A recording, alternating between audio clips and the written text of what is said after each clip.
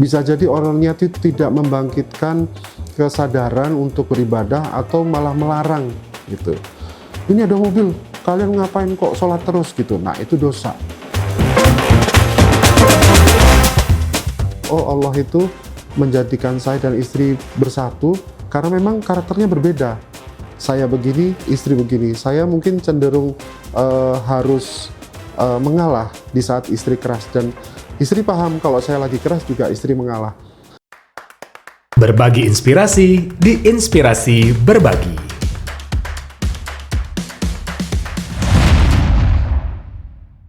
Assalamualaikum warahmatullahi wabarakatuh. Halo Sobat Inspirasi, ketemu lagi kita di Inspirasi Berbagi. Sobat Inspirasi, coba bayangkan ketika kita punya bisnis, tapi kita juga harus menjaga hubungan dengan keluarga. Apakah kita bisa menjalankan bisnis dan juga menjalankan keluarga yang harmonis? Bagaimana ketika di dalam bisnis kita bermasalah, apakah hubungan keluarga juga bermasalah? Begitupun sebaliknya. Kita akan cari tahu bagaimana kita dapat solusi ketika kita memiliki masalah, baik di salah satunya. Kita akan mengunjungi sosok yang sangat inspiratif, pemilik dari Arista Motor. Siapakah beliau? Beliau adalah Bapak Haji Agung Soni, yang dimana beliau menjalankan bisnis bersama istri tercinta. Cari tahu selengkapnya hanya di Inspirasi Berbagi.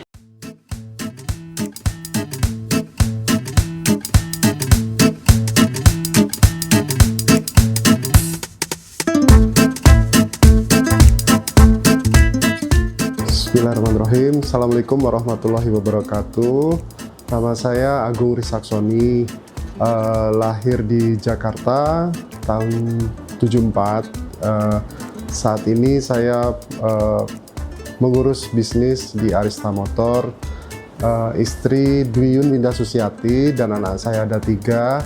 Yang pertama sudah praktek dokter gigi, sudah punya cucu juga 2, kemudian anak nomor 2 masih kuliah di Fakultas Kedokteran di Semarang, dan paling kecil SMP kelas 10, kelas 9, dan sekarang mau ujian akhir, nanti insya Allah masuk ke pondok. Jadi kami sekarang sedang mengurus bisnis Arista Motor yang bergerak di bidang otomotif perbengkelan dan car wash, salon mobil. Jadi Arista Motor ini ada beberapa cabang di Bali, di Tukat Batanghari, kemudian di Tukat Batanghari ini 2, yang satu bengkel mobil, servis untuk mesin, knalpot, kaki-kaki, understel, shockbreaker, semua segala macam itu. Dan yang satunya di Tukat Batanghari ada car wash dan salon mobil, ada di sini. Kemudian di Nusa Dua, kemudian juga di Tuban Kelan, kemudian di Ubud, sama di Batu Bulan. Jadi alhamdulillah ada 6 cabang, insya Allah. Itu yang kami sedang kelola sekarang.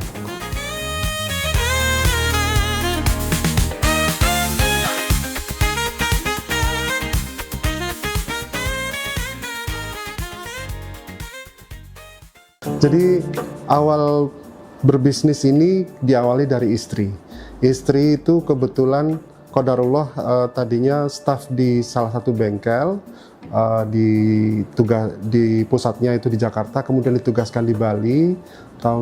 Kemudian karena beliau sudah tahu persis seluk-beluk perbengkelan, padahal seorang perempuan gitu ya. Terus akhirnya dengan modal yang diberikan orang tua, mendirikan bengkel di Ubud, sudah namanya Arista Motor. Jadi Arista Motor itu diambil dari nama anak saya nomor 1, Dani Bayu Arista. Kemudian tahun 99 kami berdiri di Ubud. Tahun 2000 buka cabang juga di Nusa Dua. Kemudian tahun 2003 itu di Batanghari sini. Kemudian selanjutnya berturut-turut pernah juga buka di Sesetan, kemudian di Mahindra Data pernah, dan akhirnya pindah ke Tuban Kelan, dan terakhir di Batu Bulan gitu. Jadi awalnya memang saya menikah dengan istri itu, background saya adalah perbankan. Jadi bukan perbengkelan malahan, dan saya lebih menguasai manajemennya. jadi manajemen. Kalau masalah bengkel itu justru istri saya yang menguasai. Nah, akhirnya setelah saya menikah dengan istri, saya waktu itu baru punya 3 cabang di Ubud, di Nusa Dua, sama di Batanghari, Denpasar. Saya berkomitmen sama istri, ayo kita gedein, kita rawat, kita tumbuh kembangkan bisnis ini. Saya menggunakan konsep waktu itu dengan pendekatan diri kepada Allah. Artinya pada saat kami mengurus bengkel, itu bukan hanya masalah cuan aja, tapi karyawan itu harus kita ajak untuk beribadah gitu. Karena saya lihat pada saat kita awal-awal di bengkel itu, banyak karyawan itu yang mungkin belum berpuasa Ramadan, terus sholatnya masih bolong-bolong, dan itu kami perbaiki. Mereka harus sholat 5 waktu harus dijaga, kemudian di bulan Ramadan harus puasa, terus harus gemar sedekah. Dan sedekah ini kami awali dari manajemen kami. Jadi di perusahaan di Arista ini saya membagi istilahnya persenan kalau anak-anak ya.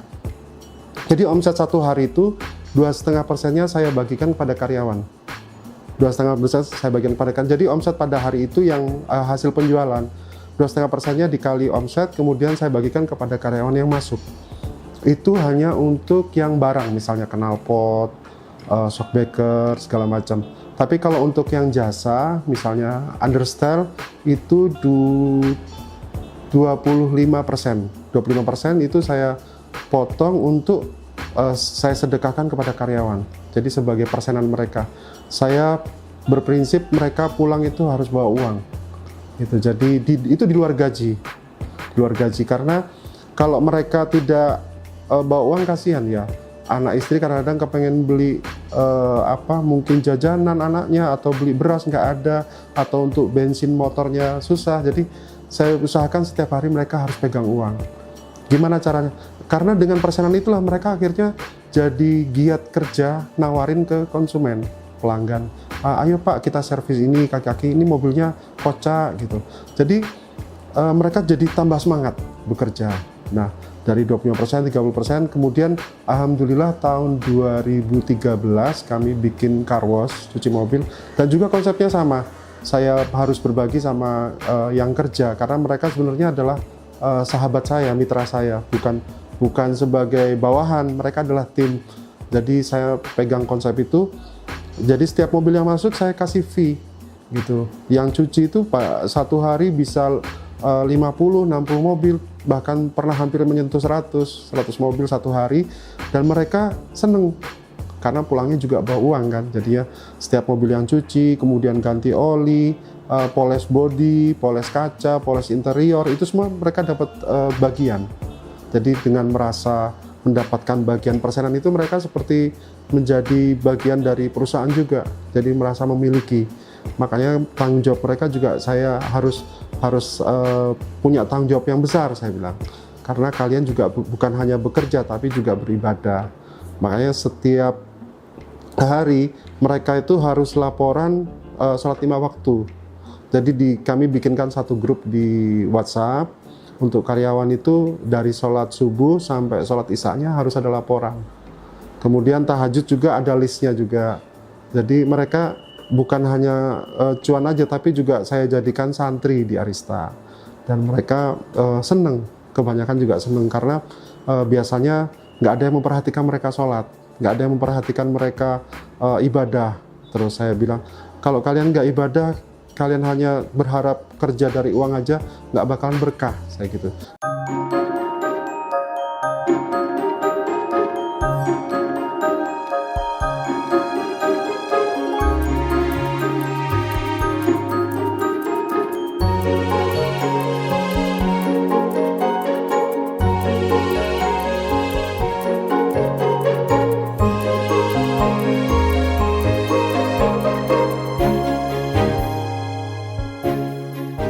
Dan saya pernah mendengarkan dari guru kami, Coach Ridwan Abadi di komunitas SBC, kalau sampai karyawan itu nggak bisa sholat atau nggak bisa Jumatan di masjid, itu yang salah adalah ownernya.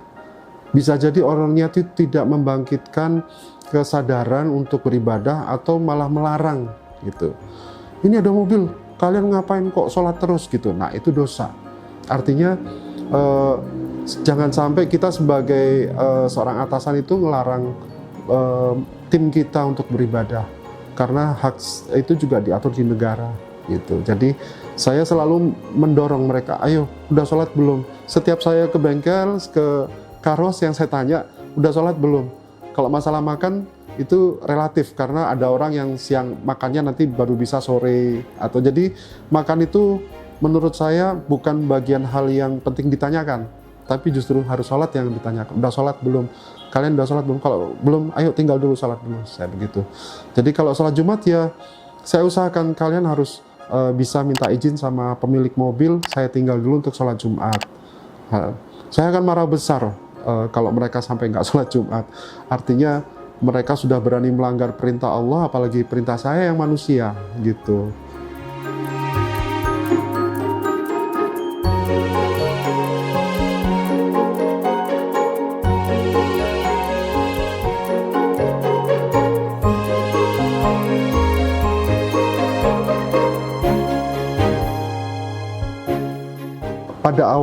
Pada awalnya saya berbisnis sama istri, itu masalah bisnis itu kadang-kadang kebawa ke rumah, itu sebuah hal yang nggak bisa dihindari. Jadi akhirnya sampai rumah kami berdiskusi, dan kadang-kadang mungkin ya perbedaan pendapat. Jadi perbedaan pendapat, dan biasalah kalau misalnya saya lebih keras atau istri lebih keras, kami sama-sama mempertahankan pendapat masing-masing gitu. Jadi kalau itu akhirnya kami ketemu satu titik di mana bahwa saya adalah bagian dari istri saya dan istri juga bagian dari saya. Jadi akhirnya kami bersepakat kalau masalah bisnis itu harus kami bicarakan berdua gitu. Artinya sebelum tidur masalah bisnis harus diselesaikan. Jadi sebelum masuk rumah jangan sampai masalah bisnis masuk ke dalam rumah dan dibicarakan berlarut-larut. Jadi bolehlah kita bicarakan dalam rumah, tapi untuk mencari solusi gitu. Jadi bukan eker-ekeran masalah yang nggak penting gitu. Dan pada saat kita berdiskusi, saya akhirnya menyadari bahwa karena di dalam komunitas kami di SBC itu juga diajarkan setiap orang itu punya karakter masing-masing. Artinya berdasarkan golongan darah, berdasarkan kemudian sidik jari, seperti Steven segala macam. Saya ini seperti apa, istri seperti apa, dan kami padukan akhirnya sadar, oh Allah itu menjadikan saya dan istri bersatu karena memang karakternya berbeda. Saya begini, istri begini. Saya mungkin cenderung harus mengalah di saat istri keras, dan istri paham kalau saya lagi keras juga istri mengalah. Dan hal-hal tertentu dalam bisnis itu saya yakini itu bunga-bunga hidup ya Mas. Artinya saya meyakini bahwa saya sudah sering sampaikan sama istri bahwa kita harus terus berdoa sama Allah bahwa Allah akan pertemukan kita dengan orang-orang yang baik, dengan orang-orang yang soleh dalam usaha kita. Karena bisnis itu bukan hanya sekedar laba dan rugi, tapi juga surga dan neraka. Jadi hal-hal yang kiranya sudah menyimpang dari agama, dan misalnya ada karyawan yang kurang baik, kita bina. Tapi kalau mereka sudah tidak bisa dibina, ya sudah, kita lepas. Jadi seperti itu. Artinya saya dan istri selalu memisahkan masalah bisnis dan keluarga. Kalau misalnya bisnis itu bisa dibicarakan di tempat, artinya di saat kejadian, misalnya terjadi di bengkel, ya kami bicarakan di bengkel bersama dengan karyawan. Kami pecahkan bersama-sama secara musyawarah, dan selalu saya dan istri itu menganggap bahwa masalah itu harus diselesaikan secara musyawarah sama tim, sama karyawan kami. Karena kalau hanya kepala kami yang berpikir bisa jadi mungkin solusi saat itu terbaik, tapi ternyata dari karyawan ada juga solusi yang lebih baik gitu.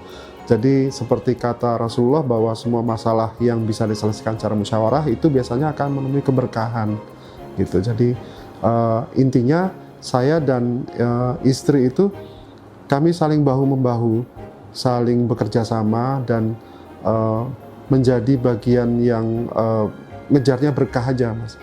Kalau sukses, insya Allah kita mintanya nanti di akhirat suksesnya, di surga dikasih bonus aja dulu gitu. Jadi mudah-mudahan Allah selalu memberikan bonus pada kami, suksesnya nanti aja di akhirat. Amin.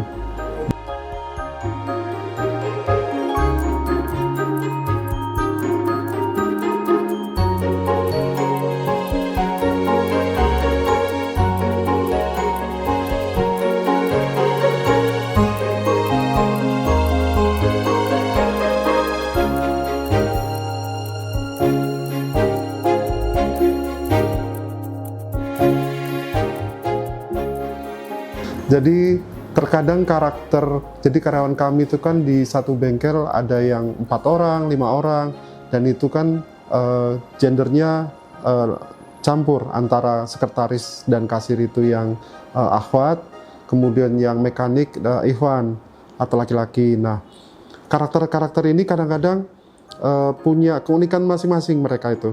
Jadi tim kami itu misalnya gini, ada yang lebih serak itu kalau dinasihati oleh saya, tapi ada juga yang lebih lebih pas mereka tuh dinasihati oleh istri. Jadi kadang-kadang saya masuk dinasihati mereka nggak bisa, tapi begitu istri masuk dia mau terima. Jadi kami makanya kolaborasi saya sama istri. Kita ngejar supaya mereka kerjanya lebih baik, lebih mengutamakan kejujuran, supaya lebih berkah. Saya ngajak istri untuk berbisnis. Saya bilang, Mi, kalau kita misalnya sedang ngumpul briefing, saya akan mengutamakan apa yang saya dapat ketika di perbankan dulu sesuai dengan bidang saya, manajemen. Dan saya kebetulan juga kuliahnya di manajemen. Jadi yang saya pahami seperti ini. Umi masalah teknisnya. Jadi kalau istri itu kebanyakan memang lebih paham teknis perbengkelan. Jadi saya ke manajemennya, istri ke teknisnya. Dan itu kami kolaborasikan pada saat briefing, pada saat memimpin anak-anak bekerja, dan masalah-masalah yang ditemui. Biasanya itu kadang-kadang kalau saya kesulitan, justru istri yang banyak menemukan solusi. Karena mungkin lebih banyak berpengalaman di bengkel ya. Dan biasanya kadang-kadang gini, mereka itu lebih suka kerja itu, mohon maaf dalam tanda petik, seenaknya sendiri gitu ya, nggak mau ngikuti aturan bahwa ini SOP-nya begini gitu. Nah, kadang-kadang saya bilang, Mi, mungkin kalau jenengan yang ngomong dia lebih masuk, lebih bisa terima. Tapi kalau saya ngomong dia engel-engelan gitu, karena sama-sama kerasnya kan gitu. Tapi kalau istri biasalah bawaan seorang perempuan itu kan lemah lembut gitu. Jadi mereka mungkin bisa lebih menerima lemah lembut dan ketegasan. Jadi istri saya itu campuran tegas juga lemah lembutannya juga ada. Kalau saya kebanyakan juga lebih tegas gitu. Tapi kalau disuruh lemah lembut, oke lah saya bisa gitu. Jadi harus saling mengisi. Kalau misalnya si karyawan ini lagi nggak akur ya, maksudnya lagi nggak cocok sama saya, nanti istri yang maju gitu. Jadi akhirnya kami ketemu satu titik bahwa saya memang harus sama istri, nggak bisa sendirian gitu. Dan saya pun mengharap keberkahan di situ gitu. Seperti itu.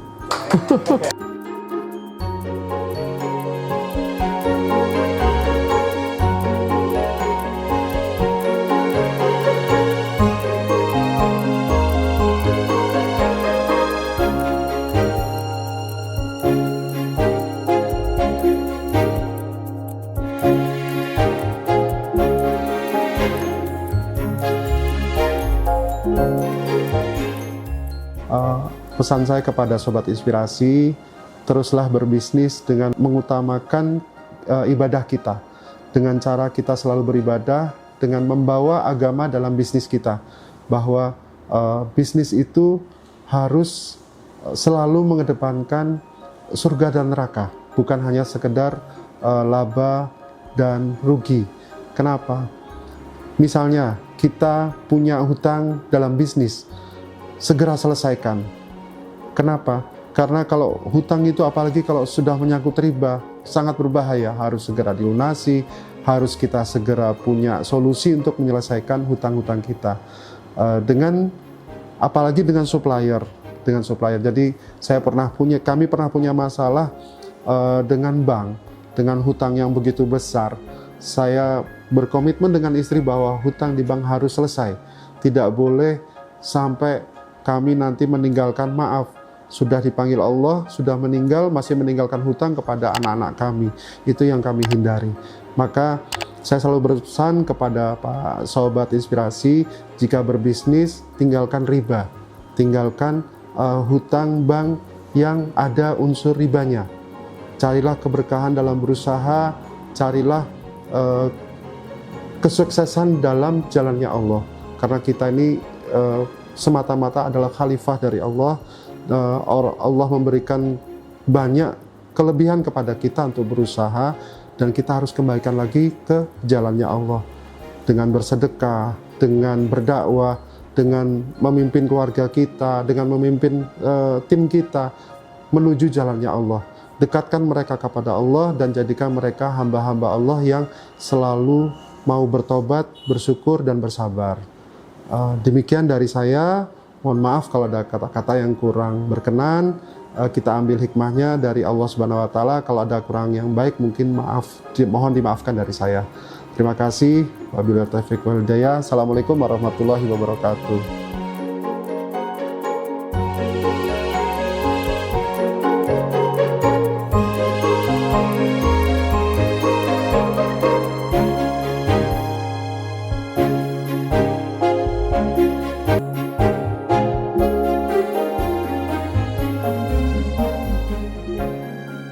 Sobat Inspirasi, kita belajar banyak dari sosok Bapak Agung Sony, pemilik dari Arista Motor. Bagaimana beliau bisa menjalankan bisnisnya, tapi tetap menjalankan hubungan keluarga secara harmonis bersama istri tercinta dan juga 3 anaknya. Sobat Inspirasi, tentunya bagaimana bahwa ternyata bisnis tidak hanya mengenai untung dan juga rugi, tapi juga keberkahan dari Allah Subhanahu wa Ta'ala. Bagaimana seorang Pak Agung Sony bahwa ternyata karyawan dianggapnya keluarga, karena ternyata tidak hanya pengen mendapatkan kesuksesan dunia, tapi juga mendapatkan bonus di surganya Allah. Semoga Sobat Inspirasi dapat memetik banyak sekali inspirasi dan juga mengaplikasikan apa-apa saja yang disampaikan oleh Pak Agung Sony. Ketemu lagi kita di lain kesempatan di episode yang sama inspirasinya seperti episode hari ini. Tapi jangan lupa untuk selalu subscribe, like, comment, share dari Inspirasi Berbagi. Kita ketemu lagi di lain kesempatan. Saya Oman Riyadi undur pamit. Wassalamualaikum warahmatullahi wabarakatuh. Terima kasih. Berbagi inspirasi di Inspirasi Berbagi.